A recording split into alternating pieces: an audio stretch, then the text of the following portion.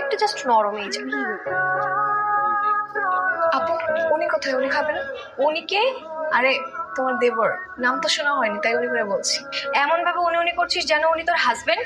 খবরদার, ওই দৃষ্টিকোণ থেকে কোনো ছেলের দিকে তাকাবি না। এমনিতেই তোর উপর আমার কোনো বিশ্বাস নেই। আপু তুমি কি বলো না?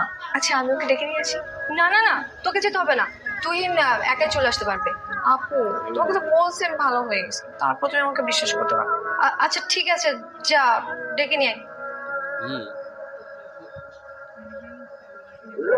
শুনছেন? কি কি কি আবার কত শুনছেন? ওরে বাপরে, কি মধুর ডাক! হ্যাঁ, তুই আমার লাগে এমনি কথা কস কেন? তোর মতলব কি? মতলব আর কি আছে, এমনি ডাকছি। মতলবের অনেক কিছু আছে। তোর তো ক্যারেক্টারে ঝামেলা আছে।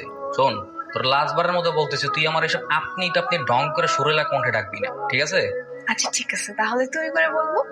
ঠিক আছে, তুই যা ইচ্ছা ডাকিস, আমি রুমের তো বাইরে।